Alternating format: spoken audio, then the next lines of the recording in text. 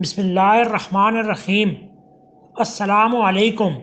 قرآن کریم اللہ کی نازل کردہ آخری کتاب اپنی ذات میں ایک معجزہ ہے۔ نبی کریم صلی اللہ علیہ وآلہ وسلم کے دور نبوت میں کفار قرآن کریم کو اس کی فصاحت و بلاغت کے سبب نعوذ باللہ کسی شاعر یا دیوانے مجذوب کا کلام قرار دینے لگے۔ وہ اسے انسانی کلام سمجھتے تھے، جس پر قرآن مجید میں سورہ بقرہ کی آیت نمبر 23 میں ارشاد ہوا، اور اگر تم اس کتاب میں جو ہم نے اپنے بندے محمد عربی صلی اللہ علیہ وسلم پر نازل فرمائی ہے کچھ شک ہو تو اس طرح کی ایک صورت بنا لاؤ، اور خدا کے سوا جو تمہارے مددگار ہوں ان کو بھی بلا لو اگر تم سچے ہو۔ قرآن مجید میں کفار کو قرآن مجید جیسی ایک آیت یا صورت بنانے کا چیلنج مزید 4 مقامات پر آیا ہے۔ سورہ یونس آیت نمبر 17، سورہ ہود آیت نمبر 13، سورہ بنی اسرائیل آیت نمبر 88 اور سورہ طور آیت نمبر 37۔ اس چیلنج کا جواب آج 14 صدیاں بیت جانے کے باوجود کفار سے نہ بن پایا ہے اور نہ ہی کبھی بن پائے گا۔ قرآن کریم کی آیات یا اس کے انداز میں کوئی آیت بنانے کی کوشش سب سے پہلے مسلمہ کذاب نے کی تھی۔ وہ قرآن مجید کی چند آیات کو لیتا اور آیات کے چند الفاظ کو تبدیل کر کے باقی کی آیت ویسے ہی رہنے دیتا۔ آج بھی ملحدین و کفار مسلمہ کذاب کے نقش قدم پر گامزن ہیں، اور دکھ کی بات یا المیہ تو یہ بھی ہے کہ کچھ نادان مسلمان بھی انجانے میں ایسا کر جاتے ہیں۔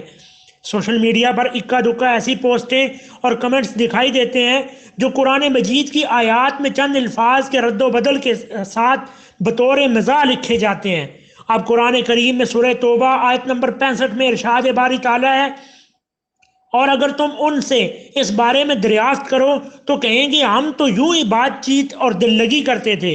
کہو کیا تم خدا اور اس کی آیتوں اور اس کے رسول سے ہنسی کرتے تھے؟ قرآن کی آیات کو بطور مزاح سمجھنا کسی طور بھی جائز و مناسب عمل نہیں، بھلے یہ حرکت انجانے میں ہی کیوں نہ سرزاد ہوئی ہو۔ اب ایسے افراد اپنے اس فعل کے کچھ دلائل دیتے ہیں۔ آپ سورہ توبہ میں نازل کردہ آیت مبارکہ کا سیاق و سباق دیکھیں کہ یہ آیت تو غزوہ تبوک کے موقع پر 2 منافقین ودیعہ بن ثابت اور فیش بن حمیر کے درمیان گفتگو پر نازل ہوئی تھی، اور وہ لوگ آیات کا مذاق نہیں بنا رہے تھے۔ اب سیرت ابن اسحاق میں اس واقعے کی تفصیل کچھ یوں درج ہے۔ یہ آپس میں گفتگو کر رہے تھے کہ نصرانیوں کی لڑائی کو عربوں کی آپس کی لڑائی جیسی سمجھنا سخت خطرناک غلطی ہے۔ اچھا ہے انہیں وہاں پٹنے دو، پھر ہم بھی یہاں ان کی درگت بنائیں گے۔ اس پر ان کے دوسرے سردار فاش نے کہا، بھائی ان باتوں کو چھوڑو ورنہ یہ ذکر پھر قرآن میں آئے گا، کوڑے کھا لینا ہمارے نزدیک تو اس رسوائی سے بہتر ہے۔ آگے آگے یہ لوگ یہ تذکرے کرتے جا رہے تھے کہ حضور صلی اللہ علیہ وسلم نے حضرت عمار سے فرمایا، جانا ذرا دیکھنا یہ لوگ جل گئے، ان سے پوچھو تو یہ کیا ذکر کر رہے ہیں، اگر یہ انکار کریں تو کہنا کہ تم یہ باتیں کر رہے تھے۔ حضرت عمار نے جا کر ان سے یہ کہا کہ یہ حضور صلی اللہ علیہ وسلم کے پاس آئے اور عذر معذرت کرنے لگے کہ حضور ہنسی ہنسی میں ہمارے منہ سے ایسی بات نکل گئی۔ فاش بن حمیر نے بعد میں صدقے دل سے توبہ کی اور وہ جنگ یمامہ میں شہادت کے مقام پر فائز ہوئے۔